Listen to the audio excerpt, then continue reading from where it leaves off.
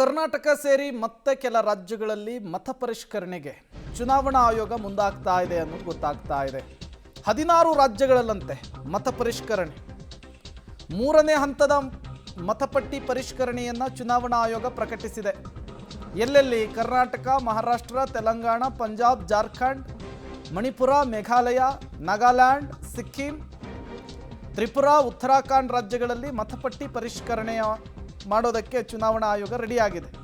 ಕೇಂದ್ರಾಡಳಿತ ಪ್ರದೇಶ ಚಂಡೀಗಢ, ದೆಹಲಿಯಲ್ಲೂ ಕೂಡ ಮತಪಟ್ಟಿ ಪರಿಷ್ಕರಣೆಗೆ ಪ್ಲಾನ್ ಆಗಿದೆ. 36.73 ಕೋಟಿ ಮತದಾರರ ಪಟ್ಟಿ ಪರಿಷ್ಕರಣೆ ಆಗುತ್ತಂತೆ.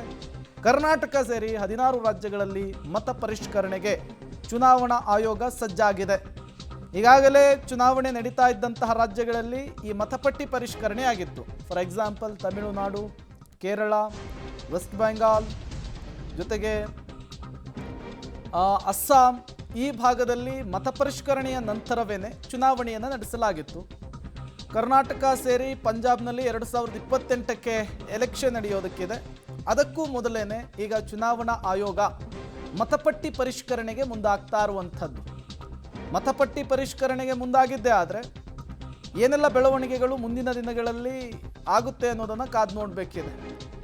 ಈಗಾಗಲೇ ಕಾಂಗ್ರೆಸ್ ಆರೋಪಿಸ್ತಾ ಇರುವಂಥದ್ದು ಪಂಚರಾಜ್ಯಗಳ ಚುನಾವಣೆಯಲ್ಲಿ ಮತಪಟ್ಟಿ ಪರಿಷ್ಕರಣೆ ಮಾಡೇನೆ BJP ಗೆದ್ದಿದೆ ಅಂಥೇಳಿ ವೆಸ್ಟ್ ಬೆಂಗಾಲ್ನಲ್ಲಿ ಮಮತಾ ಬ್ಯಾನರ್ಜಿ ಅವರು ಹೇಳ್ತಾ ಇದ್ರು.